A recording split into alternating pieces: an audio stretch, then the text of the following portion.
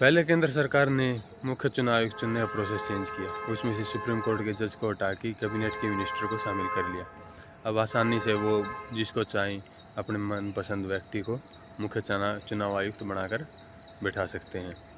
उसके बाद में उन्होंने 2023 में रूल चेंज किया कि किसी भी गड़बड़ी में, चुनाव से रिलेटेड किसी भी गड़बड़ी में मुख्य चुनाव आयुक्तों पर कोई कार्रवाई नहीं की जा सकती, उन पर कोई आपराधिक केस दर्ज नहीं किया जा सकता।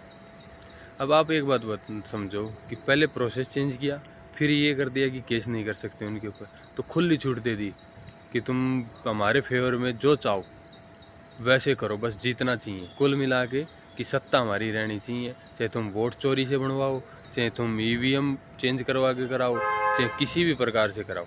बहुत सारी ईवीएम आपने देखा होगा, कई बार गाड़ियों में पकड़ी गई थी, ऐसी खबरें आई, आपने देखा होगा 99% बैटरियाँ चार्ज पाई गई।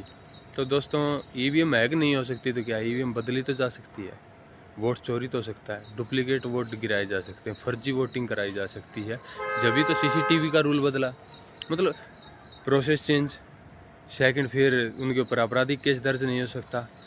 फिर सीसीटीवी फुटेज का नियम चेंज करा, डिजिटल डेटा नहीं देते। इसके अलावा अब जब सीसीटीवी फुटेज का पंजाब हरियाणा हाई कोर्ट ने भी देने के लिए कहा था, तो उन्होंने पहले रूल बदला।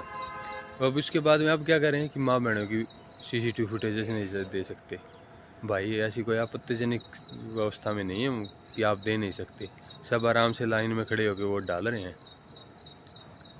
कुल मिला के इन सभी बातों को अगर आप देखो, अगर आपके चश्मा चढ़ रहा है ना कि बस यही पार्टी, यही व्यक्ति, ये ईमानदार और देशभक्त है, तो फिर तो भाई कुछ नहीं हो सकता।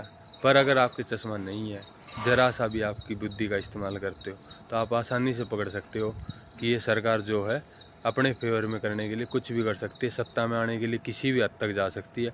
इसको चाहे लोकतंत्र हो, चाहे मतलब सरकारी संस्थाओं का दुरुपयोग हो, चाहे निचोड़ना पड़े, कुछ करना पड़े। अब ज्ञानेश कुमार का ही कार्यकाल देख लीजिए, 2017-18 से वो अमित शाह के टच में ही है।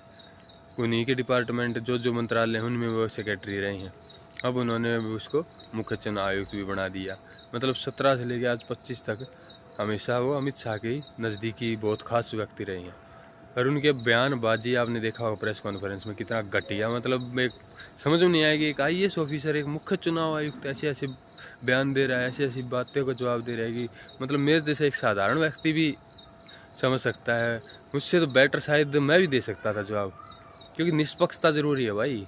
जिस पद पे बैठे उस पद की गरिमा को बनाए रखना ज़रूरी, पर ये लोग भूल चुके हैं। इन लोगों को याद दिलाने के लिए हमें ज़रूरी है एक साथ होना। जय हिंद।